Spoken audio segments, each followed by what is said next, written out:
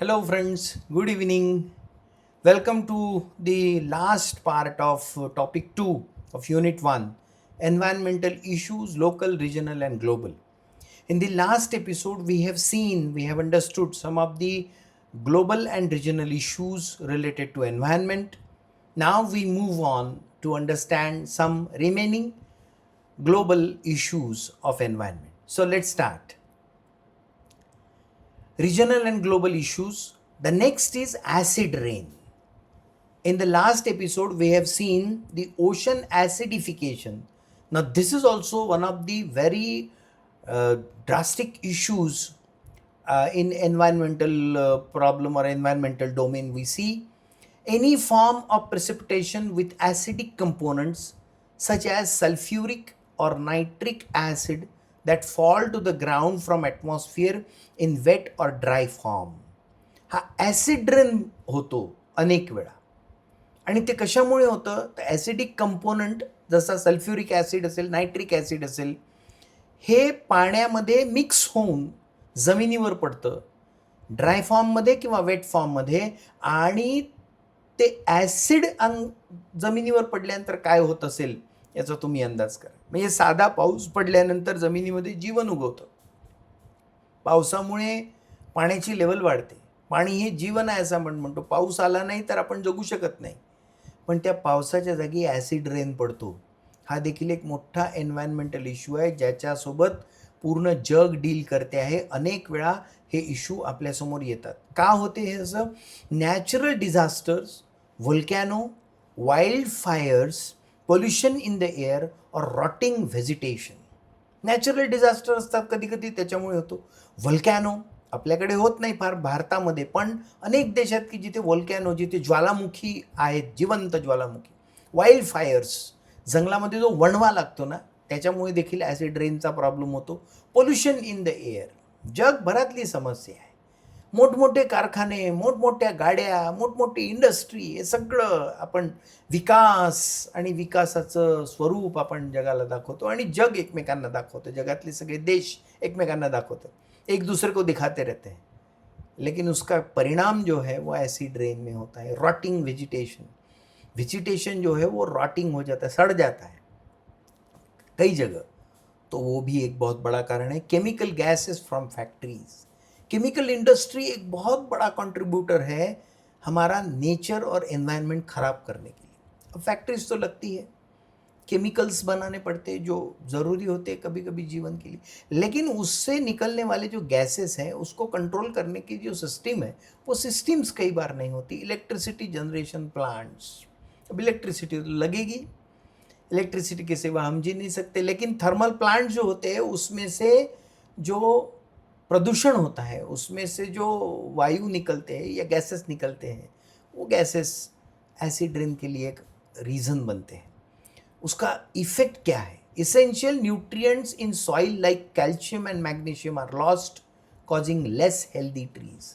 अब ये acid rain होने की वजह से बहुत बड़े पैमाने पे अगर वो होता है तो ज़मीन में जो पेड़ों को अच्छे से बढ़ाने के लिए कैल्शियम और मैग्नीशियम जो होता है ओरिजिनली वो खत्म हो जाता है आणि त्यामुळे झाडं नीट वाढत नाही, झाडांची वाढ नीट होत नाही. दे कॅनॉट ग्रो प्रॉपरली.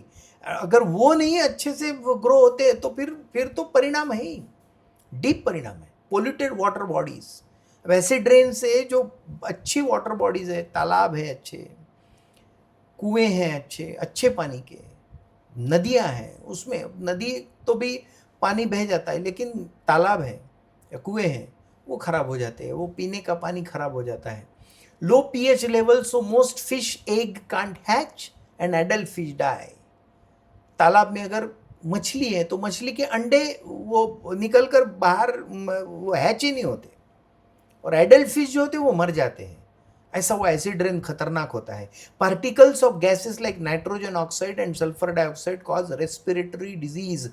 एसिड की वजह से नाइट्रोजन ऑक्साइड और सल्फर ऑक्साइड निकलता है, तो उसकी वजह से श्वसन के, सांस लेने की बीमारियां सारी जो हमारे शरीर से जुड़ी हुई है, जो हमारे लंग्स से जुड़ी हुई है, उस वो इम्पैक्ट होता है, वो ऐसी बीमारियां लगती है. Damage to heritage building cause corrosion of metal, steel के ब्रिज जो होते हैं, स्टील उसमें लोहा होता है, मेटल के बने हुए होते हैं, या फिर हेरिटेज बिल्डिंग्स होती है, जो पुरानी बिल्डिंग्स होती है, उनको लॉस होता है क्योंकि एसिड रेन की वजह से, एसिड की वजह से वो जो बिल्डिंग के जो पत्थर होते हैं वो डैमेज हो जाते हैं।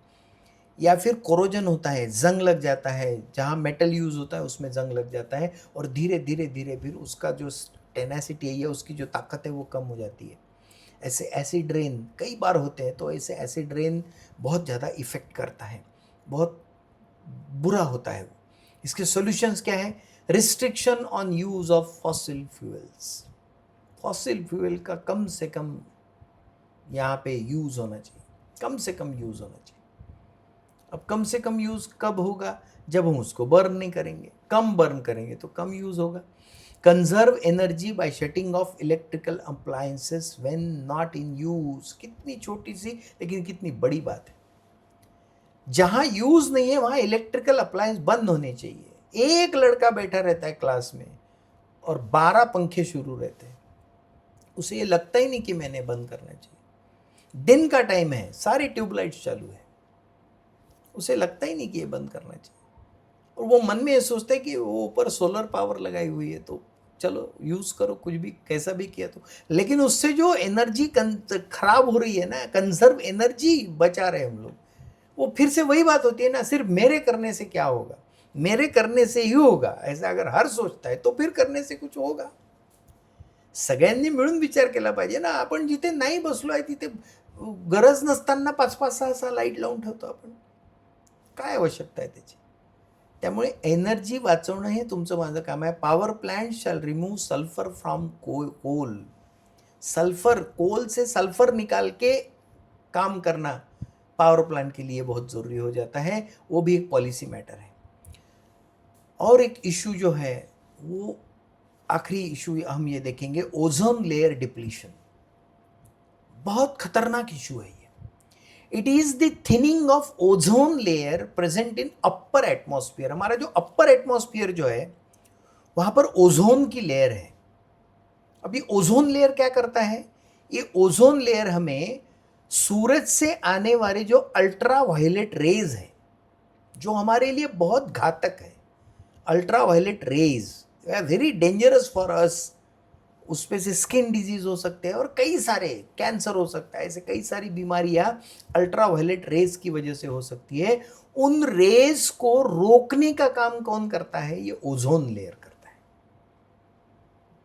ये कब होता है? This happens when chlorine and bromine atom come in contact with ozone. लेकिन अब प्रॉब्लम ये हो रहा है कि ये जो ओजोन लेयर है उसका डिप्लीशन, यानी वो थिन होते जा रही है. अब वो थिक है, बहुत जाड़ी लेयर है ओजोन की.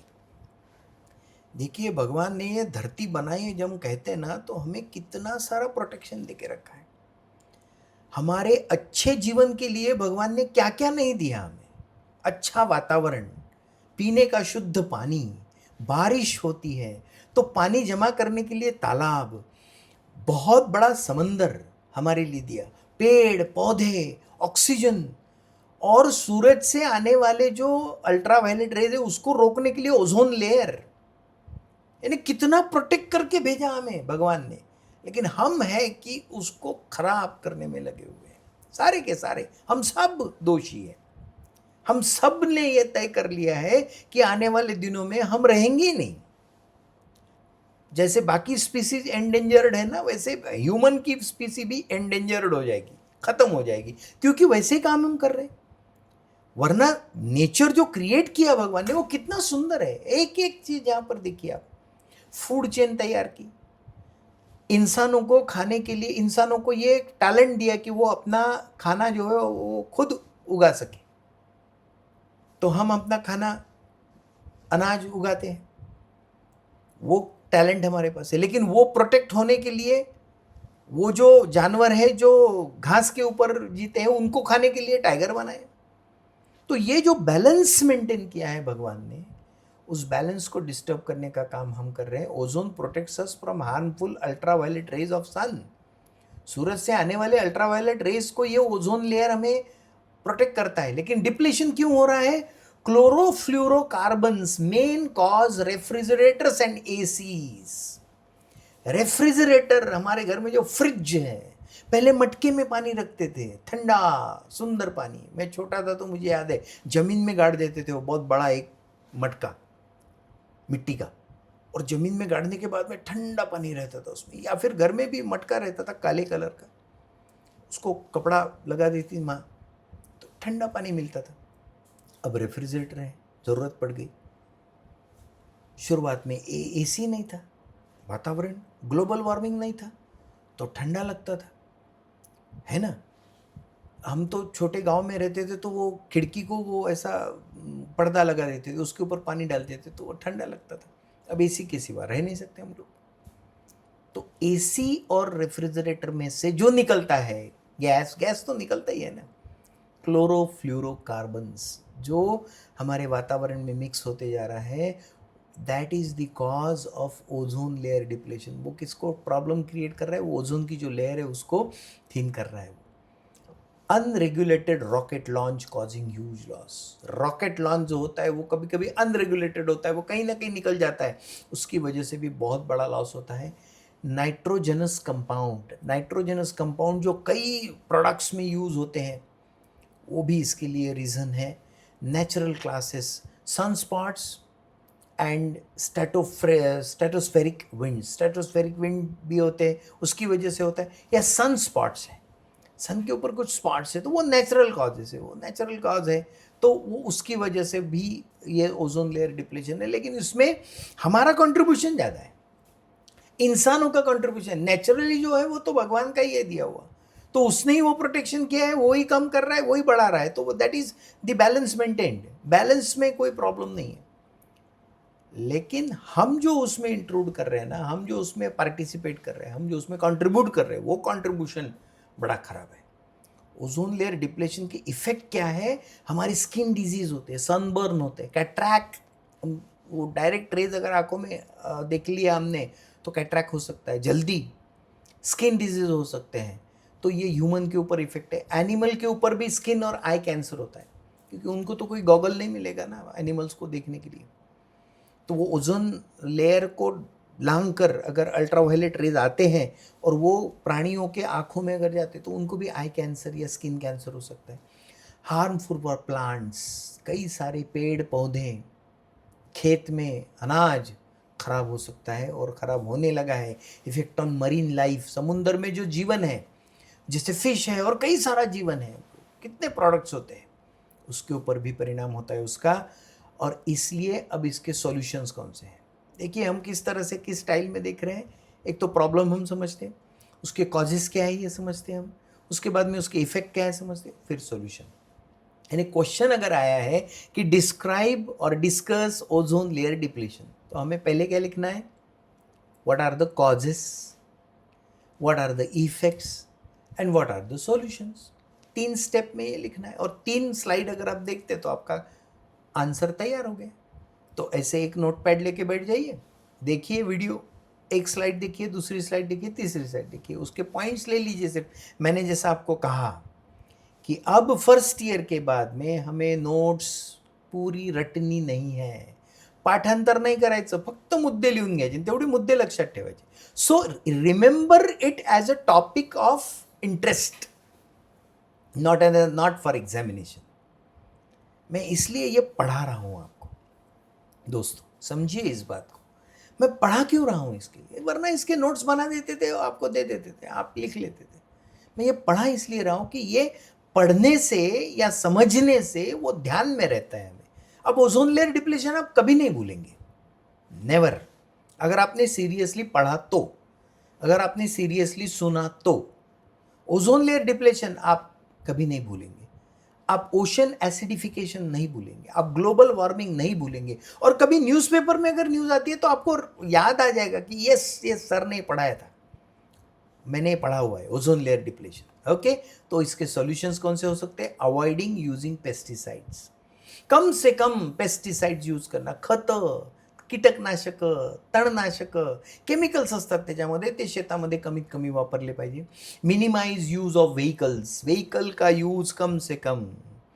आज मैं मेरे घर से बाहर निकलकर अगर 1 किलोमीटर दूर जो शॉप है जहाँ पर मेरी माँ ने मुझे कुछ लाने के लिए भेजा है, मैं गाड़ी न ले जाते हुए एक तो पैदल गया या फिर साइकिल लेके गया, तो मैंने अवॉइड किया, मिनिमाइज़ किया व्हीकल का यूज़ और कंट्रीब्यूट किया ओज़ोन लेयर डिप्लेशन न होने में।